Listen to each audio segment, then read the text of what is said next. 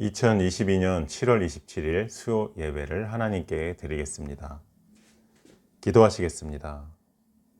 하나님, 감사드립니다. 오늘도 이렇게 하나님의 말씀을 들으려고 하나님 앞에 나온 주의 백성들을 축복해 주심을 감사드립니다. 하나님, 저희 생활 속에서 주님의 뜻대로 살지 못하고 그리스도의 향기를 전하지 못한 많은 것들을 이 시간 회개합니다.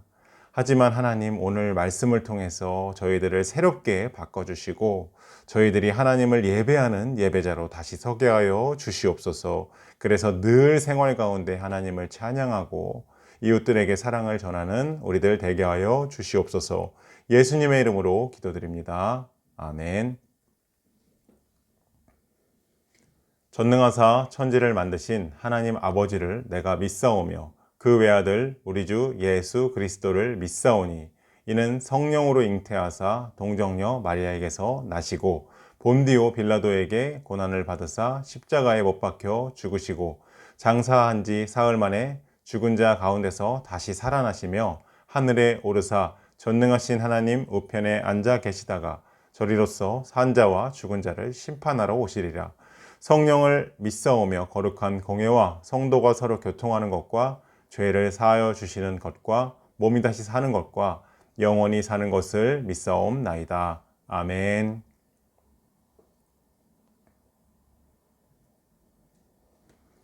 우리는 성공적인 삶을 이루기 위해서 목적을 세웁니다. 그리고 그 목적을 이루기 위한 생각과 행동과 말의 원칙들을 세우죠. 이렇게 작정한 바람직한 원칙과 원리를 몸으로 구체화시키는 것은 목적을 이루는데 대단히 중요합니다. 문제의 해결은 임기응변에 있지 않고 어떤 분명한 원칙이나 진리로 무장되어 있다면 그 사람은 어떤 상황이든지 뛰어넘을 수 있습니다. 이것은 단순히 우리의 삶에서만 적용되는 것이 아니라 우리의 영적인 원리 속에도 적용이 됩니다. 그리스도인들은 세상 속에서 많은 유혹과 시험을 만납니다. 어려운 시험을 만나지 않으면 좋겠지만 쉽든지 어렵든지 시험은 올 수밖에 없는 것은 우리는 그걸 잘 알고 있습니다. 그렇다면 이제 그 시험과 유혹을 이겨낼 수 있는 몸으로 체득된 영적 원리와 원칙이 있어야 합니다. 위기의 상황에서 결국 승리하게 하는 영적인 원칙이 무엇일까요? 그것은 바로 하나님을 아는 지식입니다. 그리스도인들이 세상에서 살아가면서 닥치는 문제들을 극복해내는 것은 내 능력으로 불가능하죠. 우리의 지혜나 능력으로는 감당할 수가 없습니다. 바로 그때가 세상을 창조하시고 섭리하시고 주관하시는 하나님으로부터 오는 지식과 판단력, 지혜가 필요한 시점입니다. 이러한 능력이 바로 주님을 아는 지식으로부터 오는 것입니다. 아멘. 종교개혁을 완성시킨 존 칼빈이 가장 먼저 주장한 것이 이것입니다. 우리의 인생은 하나님을 아는 지식으로부터 출발한다. 하나님을 아는 지식은 곧 하나님의 말씀, 하나님이 말씀하신 원칙, 본질적인 진리를 말하는 것입니다. 하나님을 아는 지식은 상황을 지배하는 영적인 부분을 깨닫게 합니다. 그리고 사람의 마음을 밝힘으로써 어떤 상황 속에서도 승리할 수 있는 지혜를 줍니다. 이런 예를 잘 보여주는 영적 모델이 있을까요? 여호수아. 여호수아가 자기 시대에 미친 영향력은 대단한 것이었습니다. 여호수아가 살아있던 시대의 수많은 백성들은 그의 영적인 지도를 따라서 여호수아를 자기 인생의 롤모델로 삼고 따라갔습니다. 그러나 여호수아가 죽고 난 후에 이스라엘 백성은 어떻게 바뀌었을까요? 그들에게서 하나님을 아는 지식으로 무장된 모델이 사라지자 그들은 삶의 방향을 잃어버리고 말았습니다.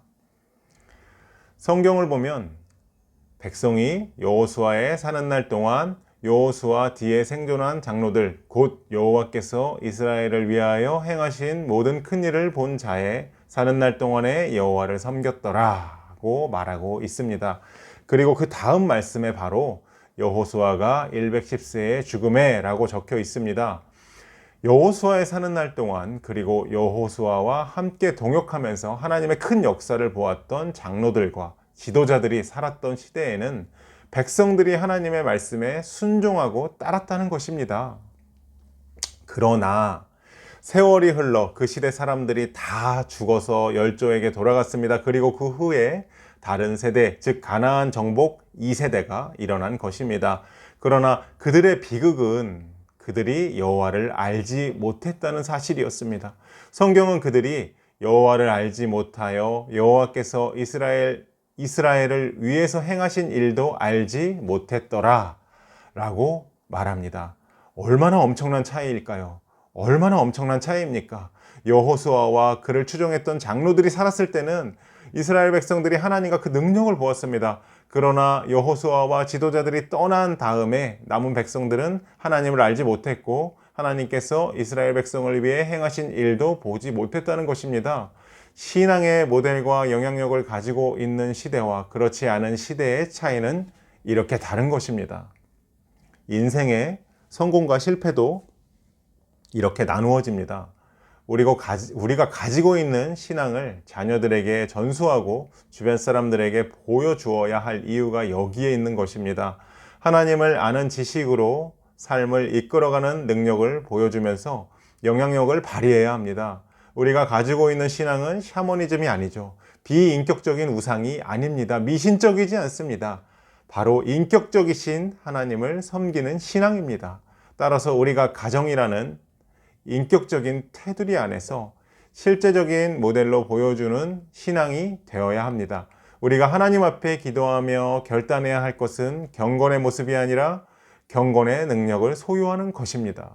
그 모습으로 언제 어디에 서 있든지 나는 하나님을 대변하는 모델이라는 사실을 기억해야 하는 것입니다.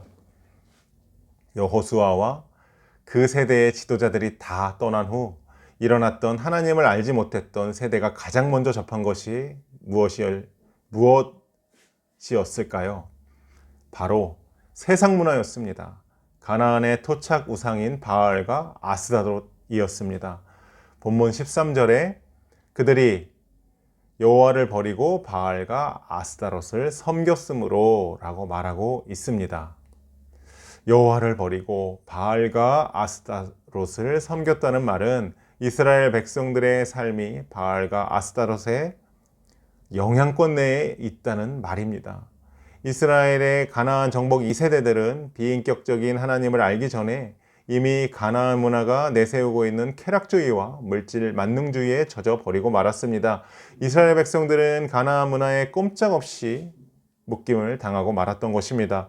그러자 본문 12절 이후에 그들이 여호와를 떠나고 하나님을 버리고 이처럼 계속해서 그들이 하나님을 버렸다고 말합니다. 그러자 14절에서 이렇게 말씀하고 있습니다. 하나님께서 이스라엘에게 진노하사 노력하는 자의 손에 붙였다라고 말하고 있습니다. 하나님은 이스라엘 백성들이 승리할 수 있도록 늘 가나안 족속들을 이스라엘 손에 붙이셨는데 이제 거꾸로 이스라엘을 노력하는 자의 손에 붙였다라는 것입니다. 이스라엘 백성들이 노력을 당하게 하시고 죽임을 당하게 하시고 사방 모든 대적의 손에 팔아 버리셨다는 것입니다. 다시는 대적과의 전쟁에서 이기지 못하게 하셨다는 것입니다. 15절을 보면 이제 점점 더합니다. 그들이 어디로 가든지 여호와의 손이 그들에게 재앙을 내렸습니다. 이스라엘 백성들이 우상을 섬김으로 재앙을 자초한 것입니다. 그리고 곧 여호와께서 말씀하신 것과 같이 여호와께서 그들에게 맹세하신 것과 같이 그들이 괴로움이 심했더라 라는 비극적인 상황 묘사가 나옵니다. 괴로움이 심하였다. 하나님을 알고 하나님을 붙잡는 것과 하나님을 떠난 삶이 이렇게 다른 것입니다.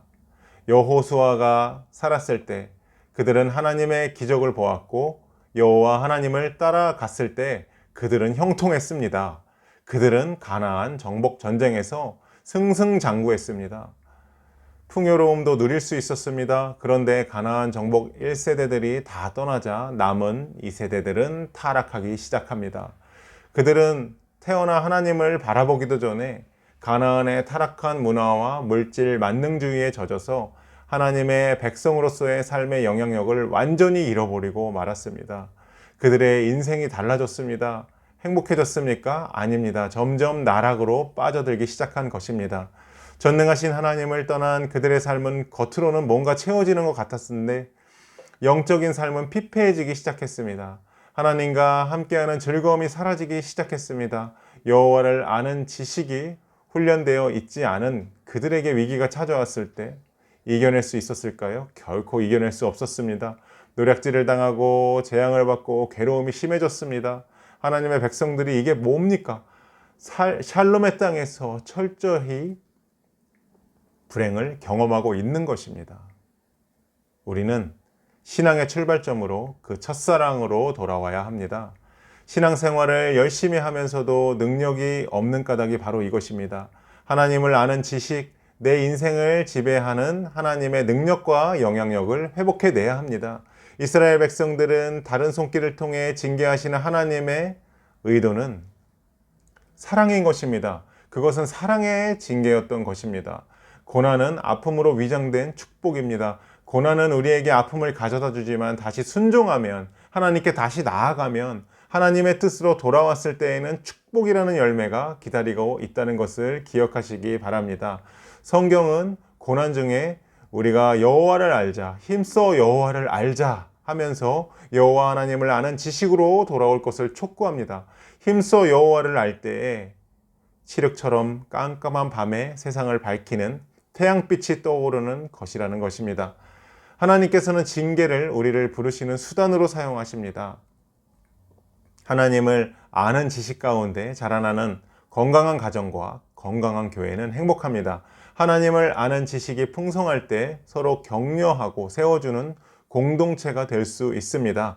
그렇게 되면 당연히 신앙생활이 기쁘고 감사하고 즐겁게 되지 않겠습니까?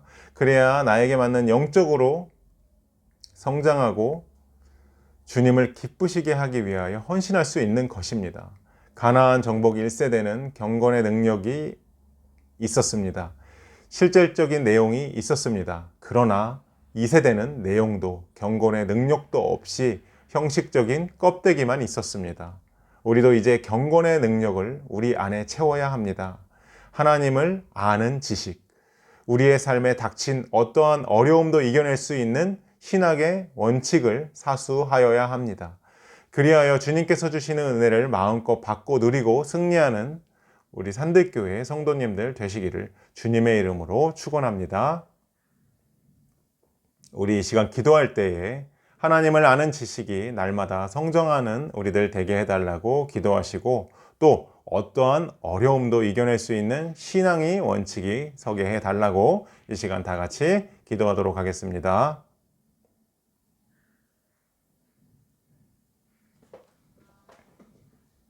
주기도문 하심으로 예배를 마치도록 하겠습니다. 하늘에 계신 우리 아버지여, 이름이 거룩히 여김을 받으시오며 나라가 임하옵시며 뜻이 하늘에서 이룬 것 같이 땅에서도 이루어지이다. 오늘날 우리에게 일용할 양식을 주옵시고, 우리가 우리에게 죄 지은 자를 사하여 준 것 같이 우리 죄를 사하여 주옵시고, 우리를 시험에 들게 하지 마시옵고 다만 악에서 구하옵소서. 대개 나라와 권세와 영광이 아버지께 영원히 있사옵나이다. 아멘.